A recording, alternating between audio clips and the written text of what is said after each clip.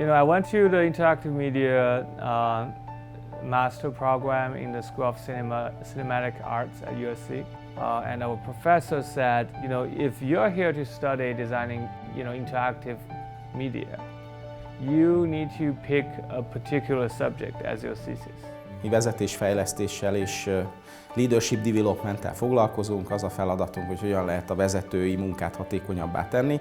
És én egész konkrétan egyébként 2005 környékén Billundban hallottam részletesen előre az elméletet. Meglepő volt számomra, hogy egy ilyen vállalat, mint a Lego, az a termékfejlesztéshez ezt nagyon konkrétan használja. And so my professor, and including multiple visiting speakers and thesis advisors, said, "Oh, maybe you should take a look at this book called Flow." So I finally bought the book because I hate reading, but I read through Flow fairly easily because I felt pretty much everything that said in the book was true. Amikor megjelent Amerikában, akkor hozott egy példányt nekem, angolul, amit én nem tudtam elolvasni, de hát itt van a polcon. És aztán megvettem magyarul is, tehát akkoriban meg járt itt, és mondom, hozta ezt a könyvet. Mint ilyen abszolút kreatív család, kicsit úgy meglepett, hogy erről könyvet lehet írni, hát ez természetes. These things that Mihály Csíkszentmihályi, you know, kind of summarized, it just sounds very true to me because my experience followed that exactly. Well, probably like a lot of people, I was introduced to Mike through his books. Actually, a high school teacher who was very influential, I think, was the first one to expose me to the book of Flow. He was struck by some quotes in the introduction to the book, one of which was something to the extent of a joyful life cannot be created by a recipe. So this was an introduction saying this, you know, this book is a little different than a typical self-help book because it's not one size fit all. That everyone has their own kind of sources of flow, source of enjoyment, but the book was going to go on to describe some general principles of that. Az ő életében egy nagyon nagy fordulatot egy Super Bowl döntő hozott, ugye, ami Amerikában a sporteseményeknek a csúcsa, és hát a flow az érdekes módon ugye úgy került előtérbe, hogy amikor az egyik ilyen döntőnél az egyik csapatnak, ha jól emlékszem, a Dallas Cowboysnak az edzőjétől megkérdezték a szünetben, hogy mivel készítette fel a csapatot erre a mérkőzésre, akkor felemelte a Flow könyvet és bemutatta a kamerába, hogy ez az.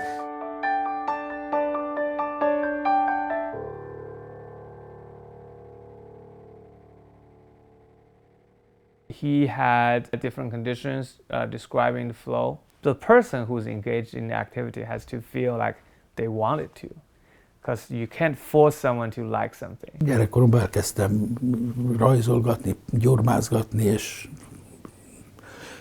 aztán ilyen nagyobb bacska fiú koromban ilyen a rajzszakörökbe kerültem, és kialakult, hogy már a rajzszakörbe felnőttek közé kerültem 12 évesen, és láttam, hogy milyen áhítattal közelednek, tehát ez egy ilyen szent dolog volt a képzőművészet. And then the second one is clear goal. Gondolat befészkeli magát az ember agyába, akkor ha ezt a tanult szakmája, vagy szeretett szakmája, akkor megvalósítani igyekszik. Tűzön, vízen át. And the third one is very immediate, responsive feedback. We are a KISS tribute. So I enjoy the work. It's a great job. It's very fun. You get to meet people like yourself from all over the world. So every day we meet people from every part of the world, and everybody knows KISS. So it's an international sensation. The fourth thing is the balance between the challenge and your own ability, because everybody grows over time. It's not a static experience. I love this job. It's independent. I work for myself. I was an electrician out of work, and I started doing club promotion. Now it developed into a business. I make a good living. I work for myself, no boss. As much money as I want to make, as long as I'm willing to come out here and work. Not the easiest job, but I'm an independent contractor. And the final thing, which is the people has to be in an environment he's not interrupted, right, by others. He could focus, and also he always felt that he's in control of the situation. It's all right. It's all right. Yeah, it's all right. My whole reason is just to play. Okay. Yeah, just to play and entertain. Yeah. But I don't worry about the money, because, like I said, by the time I'm done, I have money. Tudni kell, hogy azért 30 éven keresztül dolgozott azon, hogy ezeket a feltételeket pontosítsa. Most ezekben az egyik a legfontosabb, az idő múlását nem tudja olyan pontosan megítélni, mint ahogy azt általában. Felejthetetlen pillanatok az, amikor egy ilyen hosszú éjszakai műtét után leültünk, akkor mindenki lerogyott, beteget elvitték vagy az intenzív osztályra, vagy vissza a kórterembe, és akkor a fáradtságtól meg se szólalt valaki, vagy valami hülyeséget mondott.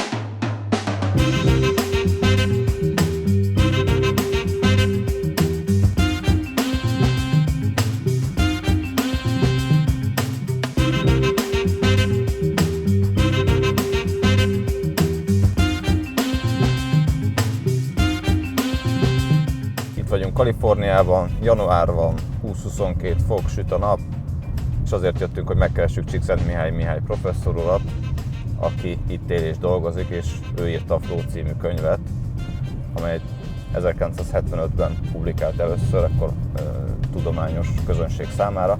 Aztán egy könyvbűnök hatására 1990-ben publikált egy közérthetőbb változatot, ami aztán elhozta neki a népszerűséget, olyannyira, hogy 1996-ban Clinton amerikai elnök egy Newsweek interjúban az egyik kedvenc könyvének nevezte. Olyan dolgot szeretnénk megtudni, hogy mi is az a flow valójában, mi kell ahhoz, hogy valaki flowba kerüljön. Aztán arra is kíváncsiak vagyunk, hogy mondjuk az állatok kerülhetnek-e flowba, van-e valami morális tartalma a flownak, vagy nincs, van-e köze a boldogsághoz, és ha van köze, akkor hogyan tudjuk megtalálni a boldogságot. Mert ha megtalálnánk a boldogságot, akkor aztán mondanánk a boldogságnak, hogy boldogság, gyere haza, és hazavinnénk.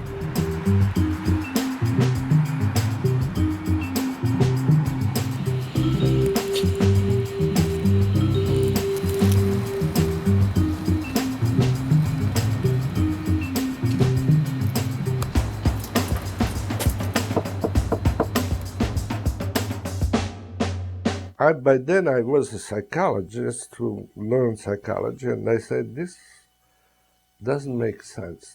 There is no psychological theory that explains why people would do something and spend so much time, so much effort, so much energy on something that doesn't bring any obvious reward. I followed many painters starting from a painting to the end. And I photographed them as they did this, and then at the end I asked, why did you go from here to here? Why did you go? How did you do this? And what was so impressive to me was that these people would be so completely taken by the painting while after they started, they would not go to the bathroom, they don't eat, they don't sleep until they finish. They are so excited. And then they finish the painting, they look at it, nicely, they put it against the wall and don't look at it again. Do people act like that, other people, or just artists? Is this only artists who do that? And pretty soon you discover, no, there are people doing this all the time. They do things for no good reason, no obvious reason. I love to entertain and make people feel better. When you hear a good song, you feel good about yourself, bro. That's why I do what I do, you know? You promise you. Yeah, and I like to do this when I'm on camera. I like to do stupid things too. For instance, they climb mountains, they play chess, they sing, they play instruments. What is that? And to do these things are not explained by the psychological theories of the time, at the time. So I said, so what is the reason why people are willing to do these things? And you say, well, it's fun, it's enjoyable. But then I say, what does that mean? Do you like it? Yes. Are you happy? Yes. Why? It's fun. It's a big fun? Yeah. Oh, okay. Enjoy it. Okay, you too. Bye. I was interested in the answer to that question because it seemed like these were the best thing in people's lives. You know, they're not so much making money is often not very interesting. I was working as a cable guy, you know, installing cable for people, and now I'm a promoter for a strip club. Oh, really? Yeah. You do like a job? It's a job. It pays the bill, you know, that's the main thing. As long as it pays the bills, that's the only thing you have to worry about. I began to see that there are many jobs where people feel the same thing, like computer programmers or surgeons. Surgeons, I found out, you know, they say that to do surgery is like taking heroin. It's addictive. De mi a szép a sebészetben? Tehát, hogy ezt A hirtelen döntések. A döntések és a sikerélmény. És az, hogy azonnal kell dönteni sokszor. Váratlanként. Van egy kap az ember a műtésen egy vérzés, hogy merre menjen tovább, hogy csinálja. De maga a felfogozott izgalmi állapot is vonzott ezekben a dolgokban, mindig a sebészkedésben, amikor medikusként láttam, hogy mi folyik a sebészetben. Tehát így az egyetemi éveink alatt ambíció kérdése volt, mert szorgalom kérdése volt. Én bejártam ide, itt aludtam az ügyeletesekkel, és együtt voltam, és néztem, és ott ablakot puszoltam, ha kellett, vagy mostam a műszereket, mert azt a szagot, meg azt a légkört, és azt a hangulatot, ami egy műtő és a műtő körül van, hát az maga a métej, a megszállottság, szóval ez egy nem is a megszállottság, hanem az éjszakai egy lámpa ég, a műtőlámpa, és ott egy ember kiterítve fekszik, és ott 4-5 férfi-nő azon van, hogy ezt az embert megmentse az életnek, és ez egy rossz show, ez színház élménnyel, de színházi csenddel összefüggésben mondható, hogy akkor, mint hogyha egy morfiumos állapotban lennénk. When I started asking, well, how does it feel to do surgery there? Says, well, it's like skiing, or it's like racing a boat. And then I say, why? And they try to explain it, and the explanations were almost the same as a skier, or a chess player, or a singer, or a musician. Ilyen hangulatok voltak, és főleg ezek amikor üres a kórház, senki nincs, van egy műtő, és a műtőbe ott betolják a beteget, mi bemegyünk, bemosolunk, és akkor jön egy előadás. Az előadásnak egy véres, szó szerint véres állapota jön létre, amiből sikeresen többnyire jövünk ki, és ez volt az, ami ami engem úgy megkapott, és az a versenyhangulat, most a másik oldalán mondom, ami az, amikor a páston ott áll az ember, és mit tudom én, x ezer néző ott drukkol, és feszülten figyeli, hogy én mit csinálom. Ez már lehet, hogy hiúság is egy kicsit, meg egy egészséges exhibicionizmus is, és ebben van ilyen hasonlóság a sebész és mondjuk a élsportoló között is. So it was clear that you could have this experience in a variety of situations, depending on the parameters of the situation, the challenges, skill ratio, the ratio challenge skill, the clarity of goals, the feedback, all of these things that now people say, oh, sure, yeah. It's not.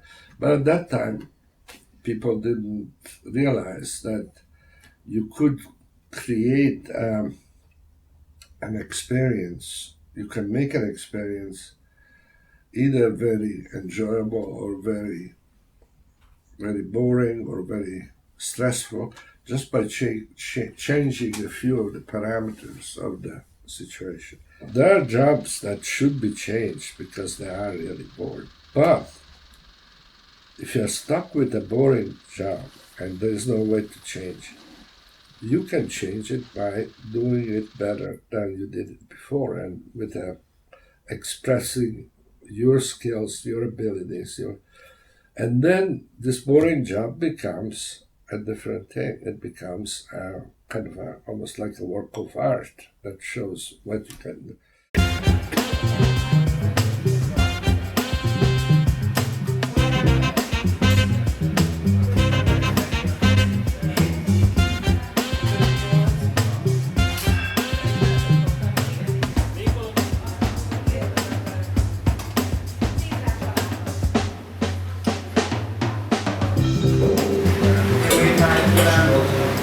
Különösen jó hangulat ebben a konyhában, hogy mi lehet ennek a titka?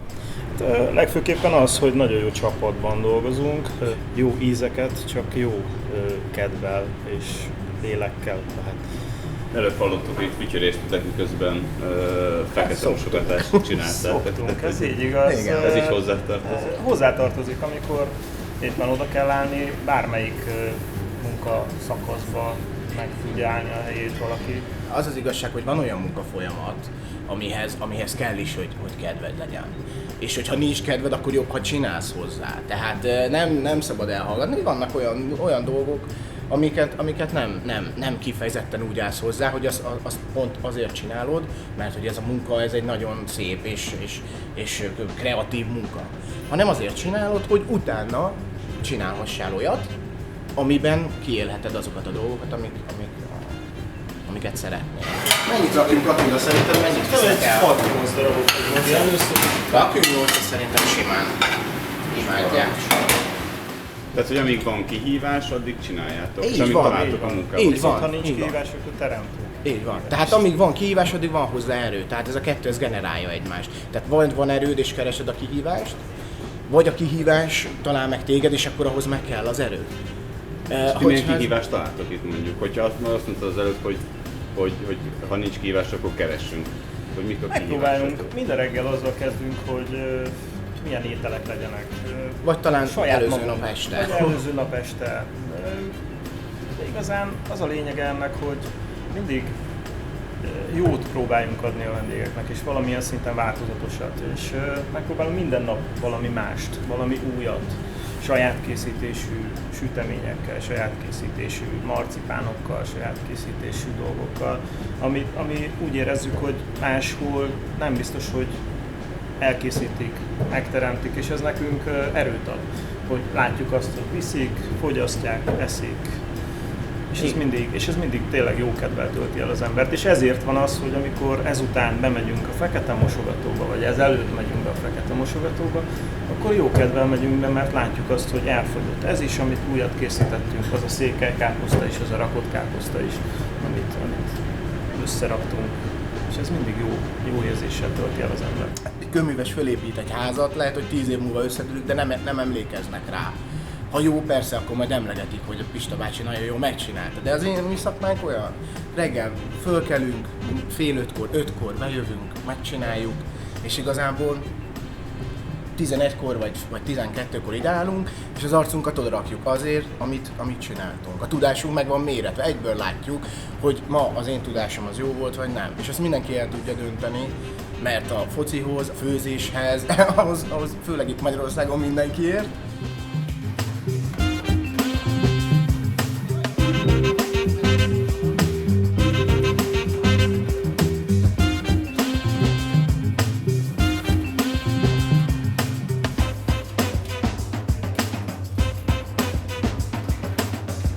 So that is the highest level of skill, is expertise is when you are the one who gives the feedback to yourself.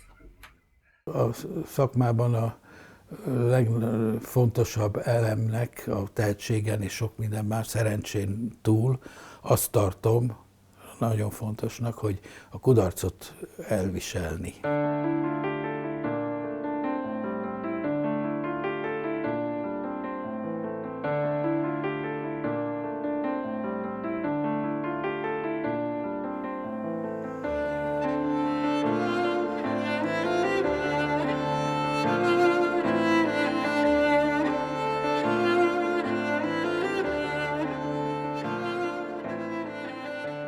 The thing is, in a real flow experience, you don't have, you use too much of your attention, too much of your concentration on what you're doing. You can't start saying, "Oh, I'm happy."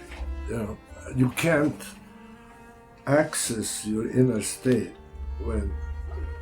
when you are skiing or when you feel kind of good, but you can't say, "Oh, I'm happy," until you stop for a moment. A bornak az ízlelgetése, és én ugye ezt mindenki azt mondja, hogy ez egy jó érzés, ugye?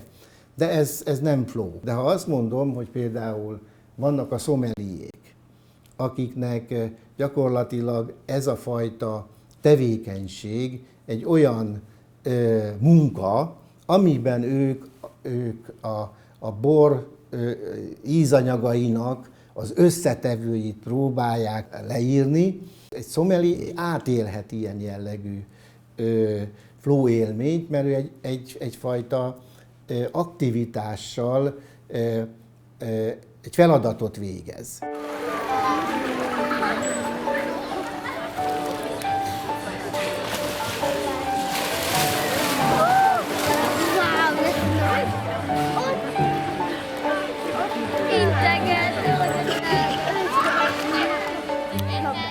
Az állatkertben létezik egy olyan program, amit fókasónak, oroszlán fókasónak hívnak. Persze ez az elnevezés kicsit megtévesztő, tehát ez nem egy cirkuszi show műsor, hanem inkább állatfoglalkoztatás, munkaterápiás foglalkoztatás. Ennek az a lényege, hogy először is az állatkerti állatokat fenyegető legnagyobb veszély az unalom. Tehát unatkoznának, hogyha nem adnánk nekik programot, hiszen a szabad természetben az egész napjukat leköti az, hogy táplálékot találjanak, párt találjanak, búvóhelyet találjanak maguknak, és az állatkertben, ahol készen ezt megkapják, ott külön kell biztosítani számukra elfoglaltságot, különben ott van az egész nap üresen, és akkor unatkoznának. Különböző állatoknál más-más módja van ennek a program és elfoglaltság biztosításának, de az oroszlánfókák, amelyek eléggé intelligensek, hát náluk ez az állatfoglalkoztatás formájában történik meg, de gyakorlatilag az állatgondozók rendszeresen foglalkoznak ezekkel az állatokkal, különböző vezényszavaknak, kézjeleknek, sípjeleknek tanulnak meg engedelmeskedni. Nyilván nem cirkuszi mutatvány ez sem, hanem elsősorban olyan, ami legalábbis a mozgássorozat alapjait tekintve az állatok természetes viselkedésével van összefüggésben, az csak egy látványos elem, hogy mondjuk történetesen éppen labdát vagy karikát cipel, de maga a mozgássorozat az állatok izomzatát is megmozgató gyakorlat.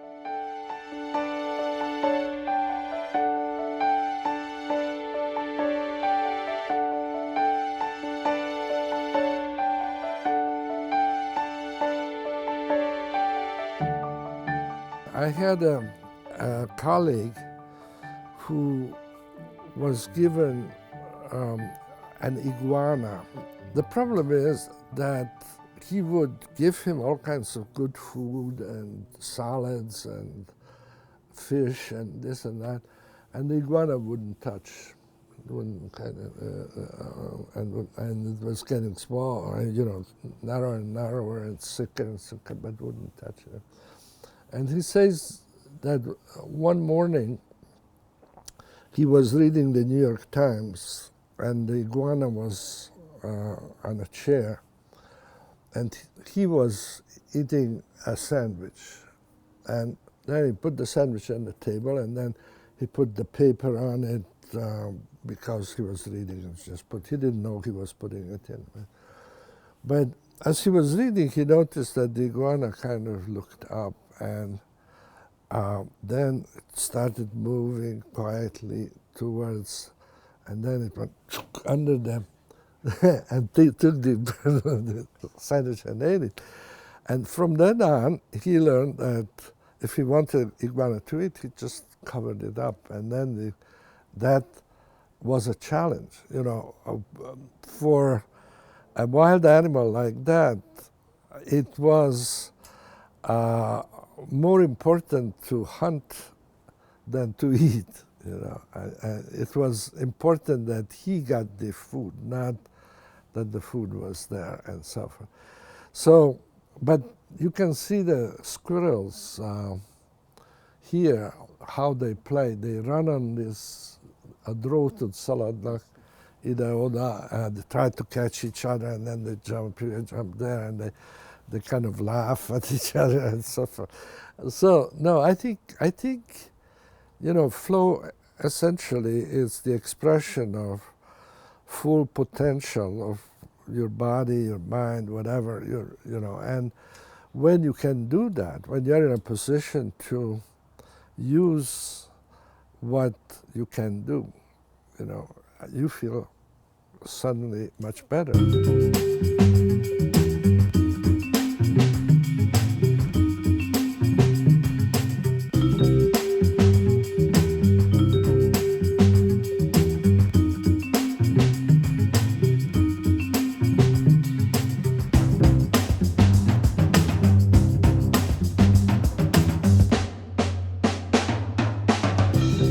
Flow és antiflow állapotokat vagy helyzeteket próbáljuk először a laboratóriumban előállítani.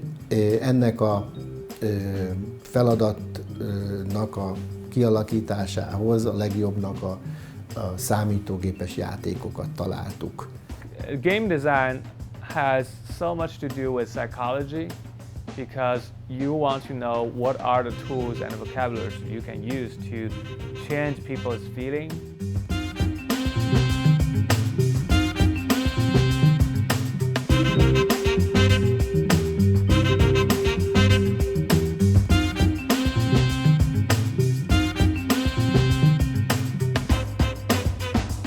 Egy személyt megpróbálunk 3 helyzetbe juttatni, ugye flow, tehát hogy optimális helyzetben legyen, valamilyen tevékenység közben unatkozzon, de közben nagyjából ugyanazt a dolgot tegye, vagy pedig nagyon-nagyon a képességei fölé tegyük azt a tevékenységet, hogy kicsit szorongjon.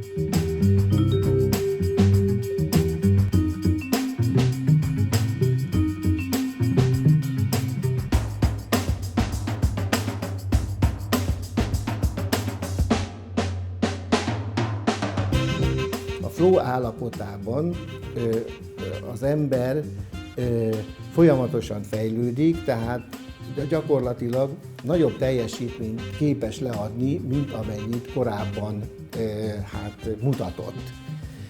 Az alap elvárás ilyenkor az lenne, amikor az ember nagyobb teljesítményt ad le, akkor nagyobb energiát kell, hogy befektessen. Na most a mi elektrofiziológiai vizsgálataink azt mutatják, hogy amikor valaki flow állapotba kerül, akkor éppen az agynak az úgymond a teljesítménye, ami ugye ezekben az elektrofiziológiai mutatókban megjeleníthető, az éppen csökken.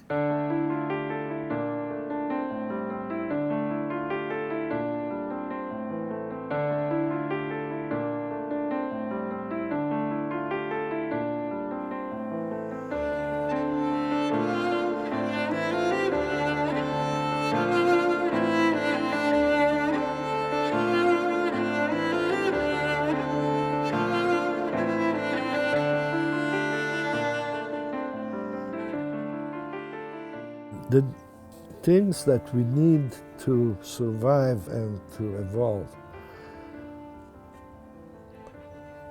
over time become enjoyable. Because if they're not enjoyable, we wouldn't do it. Like food, drink, sex. All of these are necessary for the species. A new selection process become selecting for flow. That is, people begin to enjoy using using skills to live up to challenges, who like to concentrate, who enjoy that. Those people would have children more, just a tiny bit more than those who didn't enjoy that. But over centuries and centuries, it became more and more part of our nature. Now most people enjoy being in a flow situation because that's where you learn how to get better, how to find new challenges, how to develop new skills. So I think flow is in a way the cutting edge of evolution. That's where the new steps in evolution develop.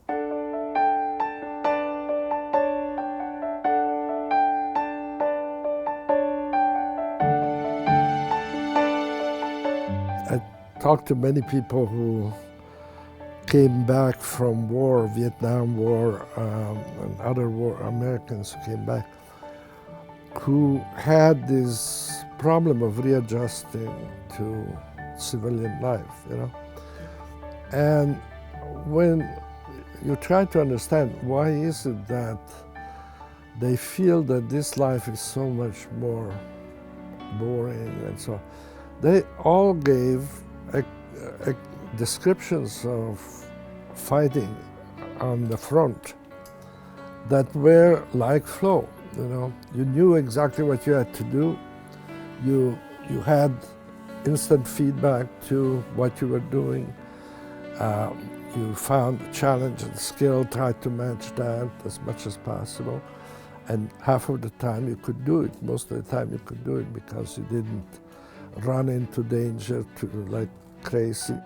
If you look at movies, you know, like Ocean's 11 or something, you know, these elaborate schemes to rob a bank, don't tell me when that act, you know, in the act of robbing the bank, that's highly coordinated, they've planned this out, and then when they're finally putting that plan into action, there's no way that, you know, flow theory would suggest that's part of the reason that they're putting themselves at risk and risking to go to jail. A lot of flow activities are highly risky, and people do them anyway because of this heightened sense of experience and flow. I did say that evolution allows people to develop more and more fine discriminations about things, and they can be more horrible than other animals, but they can also be more thoughtful, more helpful to each other than other animals. And I think our job is to try to develop those parts of our nature. Annyian álljatok, ahány szótag van a bodza szóban. Amikor ezelőtt 20 évvel lehetőség adódott egy kicsit máshogy gondolkodni oktatáson, akkor a kollégáimmal elképzeltünk egy ilyen kicsi mézes kalácsházat egy havas puszta közepére, aminek világít az ablaka, olyan melegséget áraszt, és az volt akkor a mi feltételezésünk, hogy hát ha lehet olyan iskolát teremteni, ahol minden gyerek biztonságban érzi magát, mindenkinek világít az ablak, meleget kínál ez a ház. I am so interested in using flow inside education, schools and jobs. Amikor kint voltam Csíkszentmihályi Mihállyal, akkor konzultáltam új módszerek összeállításáról, én elkészítettem a szituációs specifikus flow kérdőívet, és aztán ezekkel a kérdőívekkel számos hazai kutatást is végeztem, elsősorban azt vizsgálva, hogy az iskolákban mennyire élnek át flow élményt a gyerekek. Mennyire élnek át flow élményt? Hát itt gyakorlatilag az van, hogyha így százalékosan nézem a szorongás, az unalom és a flow élménynek a viszonyát, akkor olyan 20-25%-ban tapasztalhatjuk, hogy flow-t élnek át a gyermekek. Az én generációm felnőtt egy olyan iskolában, ahol a tananyag volt a meghatározó. Mindig az volt elérve, hogy mit kell megtanítani. Ugye voltak szigorú tantervek, tanmenetek, egyre nem figyeltünk nagyon, hogy ki tanulja, tehát nem a gyerekre figyeltünk. There are, for instance, there is a flow school in Indianapolis, which has become a magnet of people are coming from all over the world to see it, which is based on flow. So that school started 20 years ago. It's a public school, accepts everybody who applies, except they have to be in a lottery because there are 15 times more people want to come in than they can. So they choose by lottery, but they choose anybody. So if your kid has problems emotionally or mentally and the schools don't want to, they take them. Hogyha egy gyerek biztonságban érzi magát, mert mondjuk egy kisgyerektől nem azt várjuk el, hogy 45 percig a padba üljön, ami életidegen tőle, és szépen jelentkezzen és kivárja a sorát, hanem teremtünk olyan helyzeteket, ahol mozoghat, játszhat, közben tanul, rengeteg sok mindent megtanul, csak más környezetben, akkor ez neki jó, biztonságban érzi magát, megfelel az ő életkori sajátosságainak. Ha elfogadjuk, hogy különbözőek a lehetőségek, és differenciáltan tanítunk, nem ugyanazt várjuk el mondjuk egy tanulásban akadályozott kisgyerektől, mint egy nagyon tehetséges gyerektől, vagy bármelyik más társától, akkor megint azt tapasztalja meg, hogy a biztonságban van, hiszen teljesíthető, elérhető az a feladat, amit az iskola elvár tőle. Nekünk az a tapasztalatunk, hogy gyakorlatilag ez a kettő, hogy el vagyok fogadva, biztonságban lehetek, és ahhoz igazodik az én tanulási környezetem, amilyenek az én lehetőségeim, ezek gyakorlatilag, nem tudok más mondani, de kitermelik a boldog gyerekeket. In the world, the best results in the secondary and primary schools, elementary and high schools, the best results are from Finland. The foundation for our education success was built already in the 1960s and 70s when we decided to start creating a system which would be as equal as possible, which would be regionally as covering as possible, and which included upgrading the teacher education system, that basically all the teachers in Finland has a higher university degree, and also all the teachers can be also researchers at the same time. I think it's remarkable to notice that in 1990s, when Finland had one of the worst recession in the world, and we were forced to cut everything from the pensions, from the social security, we still invested in education. Now we expand in the countries who participate in the PISA studies. We have been best one in the Western Europe, but now we, for example, competing already with Korea and Shanghai. And in the latest PISA studies, actually, the Korea and Shanghai skyrocketed in the number top three together with us. So it tells us that whatever we do, we can't stand still. We always have to be able to improve the education system that we do. In Finland, they can sit in a school room for more than 40 minutes. They have to go out for 20 minutes and play. And they have this constant refreshment. They come back, they come back from outdoors and they are ready to concentrate again. But otherwise the concentration kind of just goes out. And they can't do that. They are not built for that. Sitting and listening. I mean, that's not how children are built. Their biological heritage requires movement, activity, challenge, overcoming challenges and stuff.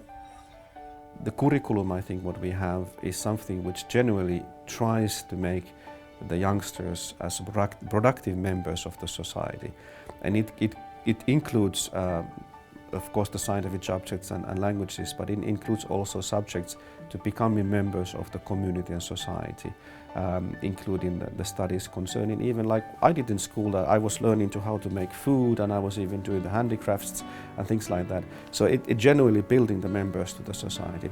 And also the physical education has been seen as important. As we all know today, one of the biggest challenges we have today is obesity and lack of physical strength. And we are also having and giving chances for the youngsters to start the health life from the school as possible.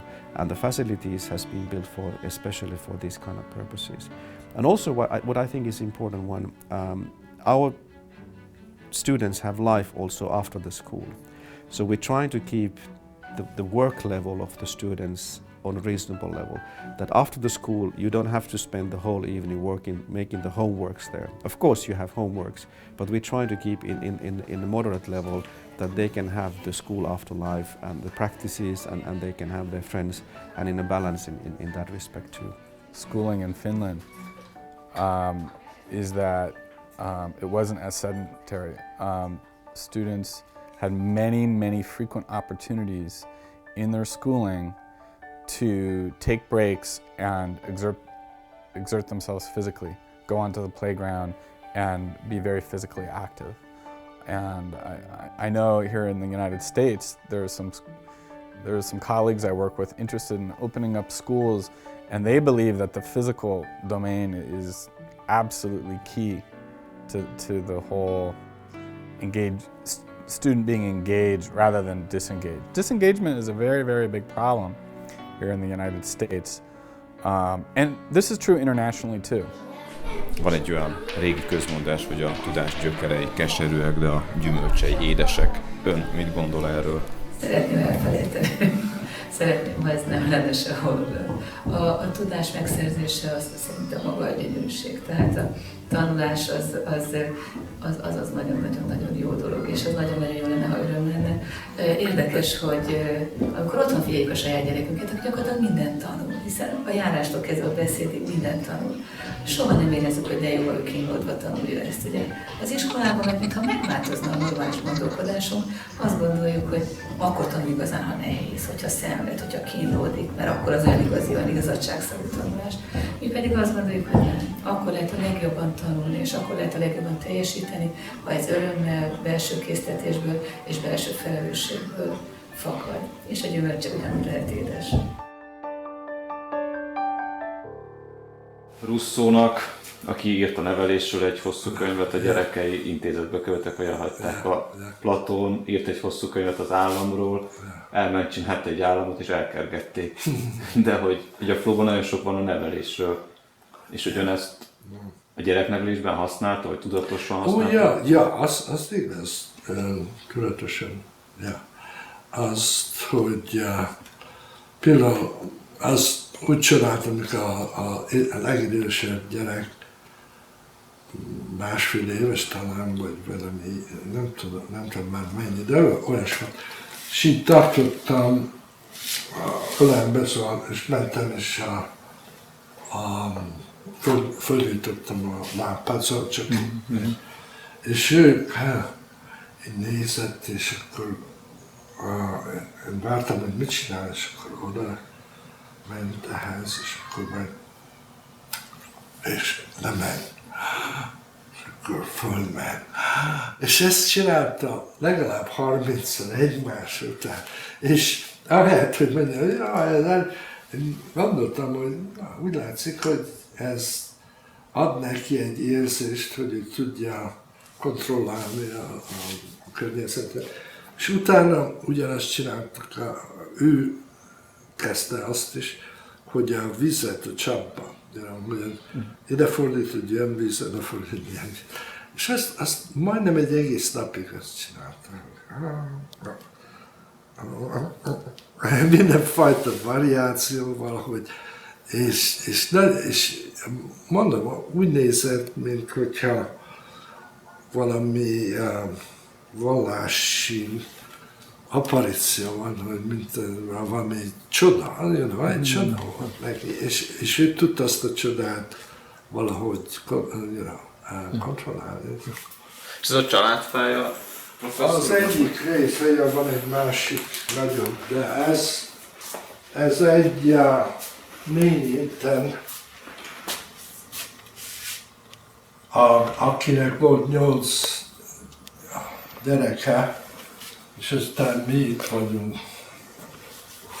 Ez a nagyapám, nagyanyám. Az édesapja konzul volt filmében, és nagyon sok embert megmentett a második világháború alatt. Chicagóban volt egy magyar vendéglő, és egyszer voltam ottan, mert a város másik oldalán volt, és akkor a vendéglős, mikor meghallotta a nevemet, mert a rezervációt adtam meg, mikor jött és sírt, és mondta, hogy azért maradt élve, mert édesapám adott neki egy, szóval csak azért, mert nem akarta közreműködni a hatóságokkal ilyen dolgokban. És az, hogy sok embernek a vagyonát is megtudta, félretette, és a háború után visszadta nekik így. Szóval ő úgy látszik, hogy szép csendesen csinált ilyen dolgokat. Sakkozni, sokat sakkoztam és versenyeztem is meg. És akkor fedeztem fel körülbelül, mikor a háború alatt tanultam sakkozni 10 éves koromban, és mikor sakkoztam, akkor elfelejtettem mindent, és nem izgatott, hogy bombák, meg minden az ide. És akkor, szóval azután pedig, mikor Sándor lettem, Olaszországban kezdtem hegymász, sziklamászást, és akkor aztán ugyanolyan érzés volt abban is.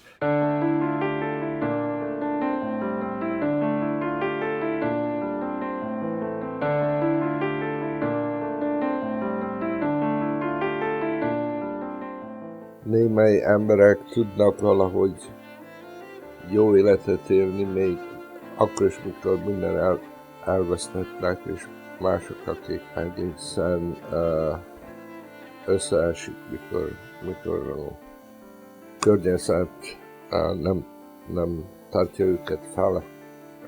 Szóval a saját vallás filozófiában nem volt sok erről, így mikor aztán a Jungot meghallottam, és aztán kezdtem olvasni a könyveit, azt mondtam, na, talán itt van még valami a felelet erre a kérdésre. És akkor gondoltam, hát szeretnék ezt megtanulni, de akkor nem volt még Európában pszichológia, csak hogyha orvosiba ment az ember, vagy filozófiába, akkor lehet egy kis pszichológiát is tanulni, de nem volt, különben nem is volt pénzem, és nem is fejeztem be a középiskolát, mert nagyon untam az iskolát. Úgyhogy jöttem Amerikába, és itt pedig letettem az egyetemi vizsgákat. Alapjában véve az volt a fő kíváncsiság, hogy megérted, hogy az emberek miért nem tudnak jobban élni, mint akik. Olyan okosak vagyunk, mindenféle csodálatos gépeket tudunk csinálni, és aztán pedig olyan bután élnek a legtöbben. Ez furcsa nekem.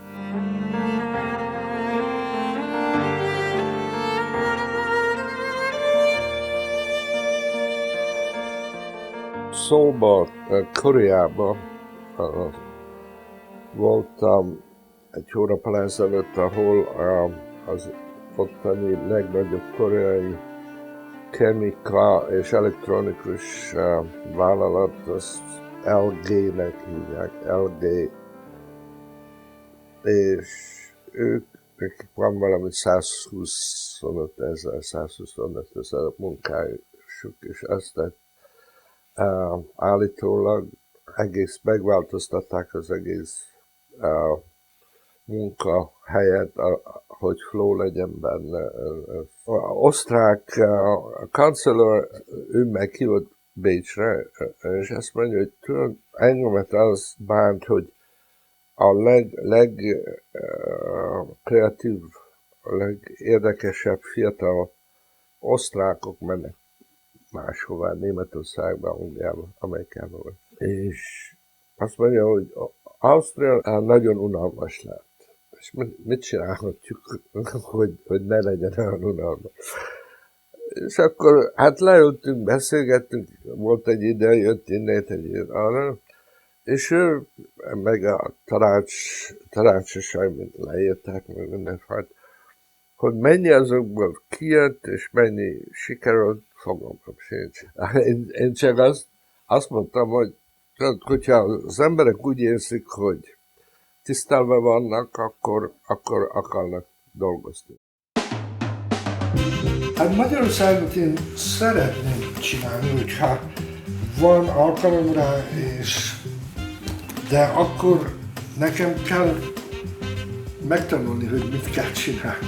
Tehát megismerni a környezetet. És tényleg ez a magyar identitás, megy az e-mail címével a professzornak, az meg Miska. Ja,